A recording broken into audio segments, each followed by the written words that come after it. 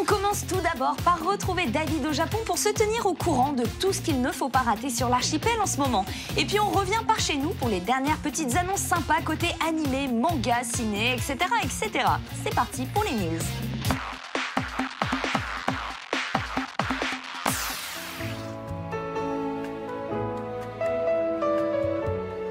Konnichiwa, salut à tous. Aujourd'hui, nous sommes à Koshigaya, dans la préfecture de Saitama, et je vous emmène au Ice Cream Matsuri.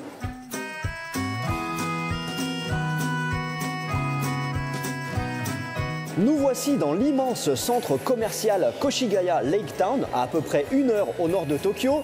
Et si je suis venu aussi loin, c'est pour profiter de ce festival de glace qui propose au moins une dizaine de stands et des tonnes de variétés différentes.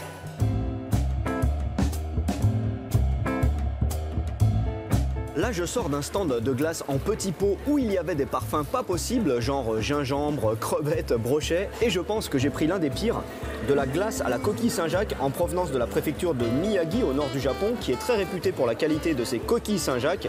Et regardez bien, ils ne se foutent pas de la gueule du monde, il y a vraiment une grosse coquille Saint-Jacques à l'intérieur, mais au niveau du goût, pour être franc, c'est pas bon, mais alors c'est tellement pas bon, ce mélange de sorbet au lait avec plein de tout petits morceaux de coquilles Saint-Jacques partout, c'est ignoble, je n'arriverai jamais à finir ça.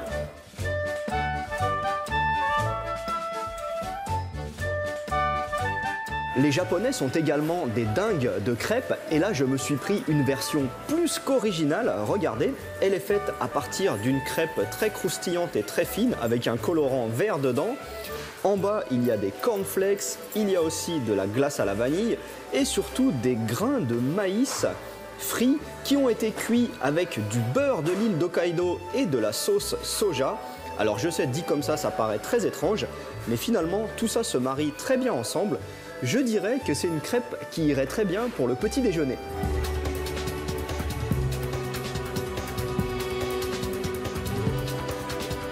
Et voici l'une des glaces les plus originales que j'ai jamais vues. Elle nous vient de Taïwan et ça s'appelle Bonsai Ice parce que effectivement ça ressemble vraiment à un bonsaï, sauf qu'en réalité là ce n'est pas un arbre, il s'agit de persil.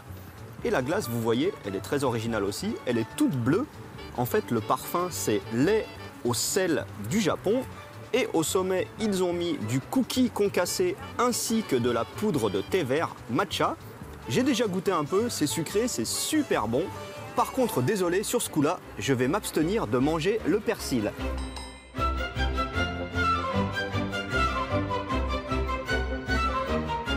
Voilà, il y avait aussi plein de glaces tout à fait normales ici, mais je me suis sacrifié pour vous présenter les trucs les plus originaux. Mais en même temps, c'est à ça que ça sert ce genre d'événement. Ça n'aurait aucun intérêt de ne manger que de la glace à la vanille. Allez, à plus. Ja ne.